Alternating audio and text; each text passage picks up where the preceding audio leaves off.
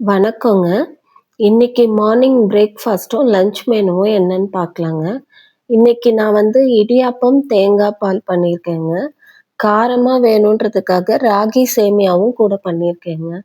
லஞ்சுக்கு காலிஃப்ளவர் பெரட்டல் சாதம் மாதிரி பண்ணியிருக்கேங்க. வெண்டைக்காவ வதக்கல் மாதிரி பண்ணியிருக்கேங்க. இப்போ இடியாப்பம்க்கு நான் மாவு ஆல்ரெடி பெசஞ்சு வச்சுட்டேங்க. தேங்காய் பாலும் எடுத்து வச்சிருக்கேங்க. அதில நாட்டு சர்க்கரை போட்டு நல்லா கலந்து வச்சிருக்கேங்க. இப்போ வாணலியில எண்ணெய் விட்டுக்கலாங்க. எண்ணெய் விட்டுட்டு நம்ம இந்த காலிஃப்ளவர் பெரட்டல் சாதத்துக்கு தேவையானத ரெடி பண்ணிக்கலாங்க. வாணலியில சோம்பு தாளிச்சுட்டுங்க, நான் ஒரு சாப்பர்ல 1 வெங்காயம், 1 தக்காளி, 1 பச்சை மிளகாய், இஞ்சி, பூண்டு இதெல்லாமே கொரன்னு சாப் பண்ணி வச்சிருக்கேங்க. ரொம்ப மையா இல்லாம ஒண்ணும் பாதியுமா அப்படியே சாப் பண்ணி வச்சிருக்கேங்க. அத அந்த சோம்பு தாளிச்சோம் இல்லையா? அதுல போட்டு நல்லா வதக்கிக்கலாம். இப்ப நல்லா அத வதக்கிக்கணுங்க. உப்பு போட்டுக்கலாம். உப்பு போட்டோம்னா சீக்கிரமா எல்லாம் வதங்கிடுங்க. இப்ப அரைச்ச விழுது ஃபுல்லா அதுல எண்ணெயில சேர்த்து, எண்ணெய் பிரிஞ்சு வர வரைக்கும் நல்லா அத வதக்கிக்கலாங்க. வதக்கிட்டு உப்பு, மஞ்சத்தூளு, நம்ம குழம்பு மிளகாய் பொடி ஒரு 1/2 ஸ்பூன் போட்டிருக்கேங்க. குழந்தைக்கு லஞ்சுக்குன்றதுக்காக காரம் கம்மியா சேர்த்துருக்கேங்க. ஒரு பச்சை மிளகாய் வேற சாப் பண்ணி சேர்த்துருக்கோங்க. இஞ்சி, பூண்டு எல்லாம் இருக்கிறதால காரம் கரெக்ட்டா இருக்குங்க. அ நல்லா எண்ணெயிலேயே சுருள இத வதக்கிடணுங்க. வதக்கிட்டு காலிஃப்ளவர நானு நல்லா கிளீன் பண்ணி வச்சிருக்கேங்க. அத இதுல சேர்த்துக்கலாம்.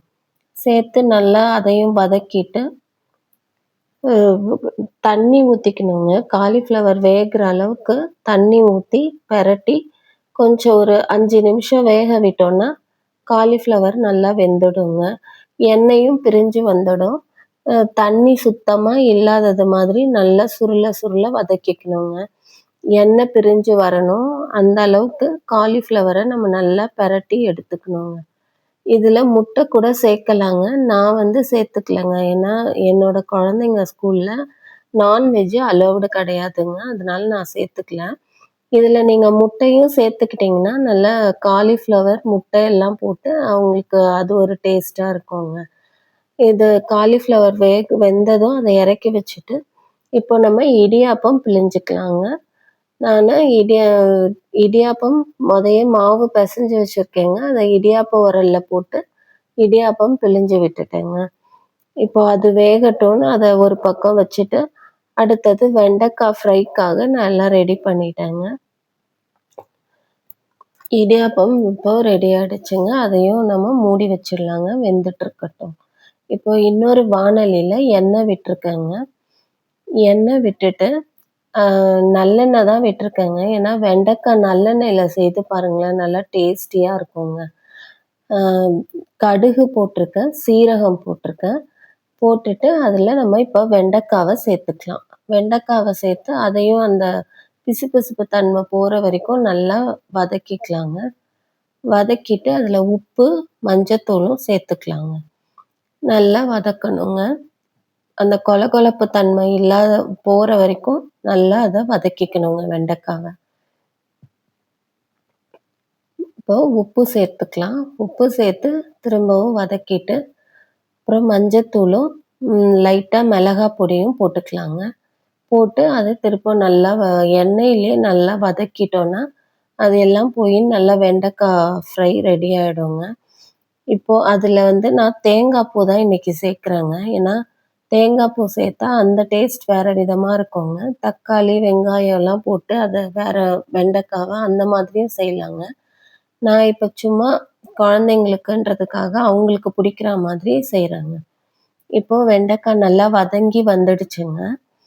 இப்போ நம்ம அதில கொஞ்சமா மிளகாய் பொடி சேர்த்துக்கலாங்க காரத்துக்காக.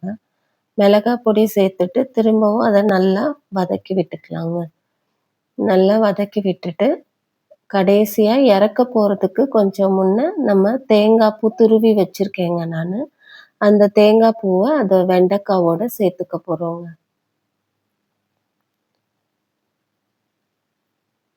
தேங்காய் பூவும் சேர்த்துட்டு இப்போ வதக்கலாங்க. நல்லா பாருங்க ஒண்ணோட ஒண்ணு ஒட்டாம வெண்டைக்காய் தனித்தனியா நல்லா வந்துடுச்சுங்க. இப்போ வந்து நம்ம தேங்காய் பூ சேர்த்துக்கலாங்க. கொஞ்சமா சேர்த்தா போதும். நெறைய சேர்க்க வேண்டியது இல்லங்க. கொஞ்சமா தேங்காய் பூ சேர்த்துட்டு, நம்ம நல்லா அதையும் வதக்கி விட்டு வெண்டைக்காவ இறக்கிடலாங்க.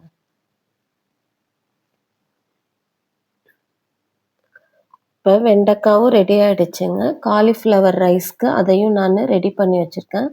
இந்த பக்கம் இடியாப்பமும் ரெடி ஆயிடுச்சுங்க.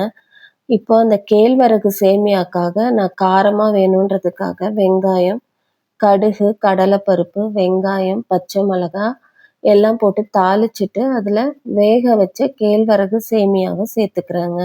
இத வந்து உப்பு தண்ணி தெளிச்சு நல்லா 5 நிமிஷம் ஊற வச்சுட்டு, அமுக்கி வச்சுடணுங்க. அதுக்கப்புறம் நம்ம இட்லி சட்டியிலேயே இடியாப்பம் எப்படி வேக வைக்கிறோமோ, அது மாரி வேக வச்சு எடுத்துக்கலாங்க. இப்ப எல்லாம் ரெடி ஆயிடுச்சு.